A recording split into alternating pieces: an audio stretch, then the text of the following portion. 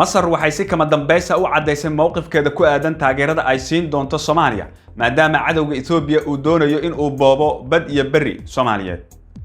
Al-Sisi oo sheegay in Soomaaliya ay ciidamo u soo diri doonaan haddii dawladda Soomaaliyeed ay codsato. Warbixintan ayaynu ku eegi doonaa iyo sidoo kale waxyaabihii ay ka wada hadleen maanta madaxweyne Xasan Sheekh Maxamuud iyo dhigiisa dalka Masar. Marka la soo dhawaada fadlan muuqaalkan la gareeyo oo share gareeya dad badan gaarsiiya mahadsanidin.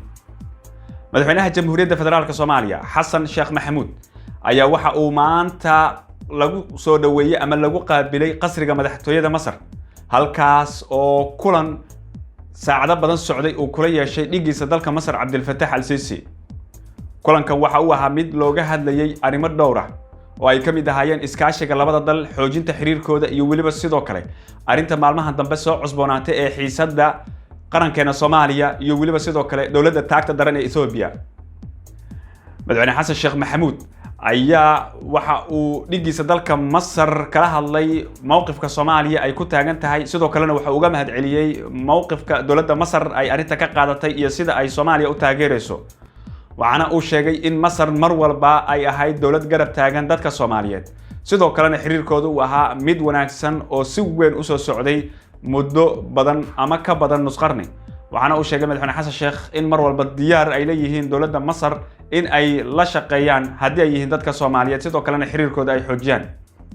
madaxweynaha Masar Abdel Fattah al-Sisi oo isna hadlay waxa uu sheegay in dadka Soomaaliyeed iyo dawladooduba ay yihiin Carab ay ka tirsan yihiin jaamacadda Carabta xuquuqna ay u leeyihiin inay isdifaacaan oo waliba dalalka jaamacadda Carabta ay waajib uu ka saaran yahay in ay difaacaan dal walba iyaga kamid ah oo lagu soo xadgudbo ama lagu xadgudbo qarannimadiisa iyo madax banaanidiisa. ولها يعني لها حقوق في وطبقا لميثاق الجامعة في الدفاع المشترك عن أي تهديد لها. واحنا طبعا مش بنقول الكلام دوت يعني بنهدد حد ولا حاجه. waxaana uu sheegay in Soomaaliya si taasi la mid ay ku taageerayaan isaga oo tilmaamay in Masar mar walba ay garab taagan tahay Soomaaliya haddii Soomaaliya ay soo codsato faragelin ciidan oo Masar ah ay iyaguna diyaar u yihiin in ay taasi fuliyaan, yacni in Masar ciidamadeeda ay soo garab istaagi doonaan ciidamada Soomaaliyeed si looga difaaco dalka cadawga Ethiopia. waxyaabaha kale ee laga wada hadlay hase ahaatee warbaahinta sida tooska loogu soo bandhigin waxaa ka mid ah arrinta ku saabsan Masar sida ugu dhaqsiyaha badan saldhig ciidan uga samaysan lahayd gudaha Soomaaliya. Masarna tani waxay ahayd hami muddo fog ay lahayd maadaama cadawga Ethiopia iyadana cadawad ay kala dhaxayso iskuna hayaan arrimo dhowr ah oo wabiga Niil biyo xireenkiisa ugu horeeya Ethiopia ay dhisatay. Masar waxa ay ku jirtaa dawladaha sida weyn uga soo horjeeda dawladda Ethiopia waxaana ay diyaar u tahay markan inay caawiso dawladdeena Soomaaliya ka qayb qaadato dib u dhiska ciidamada.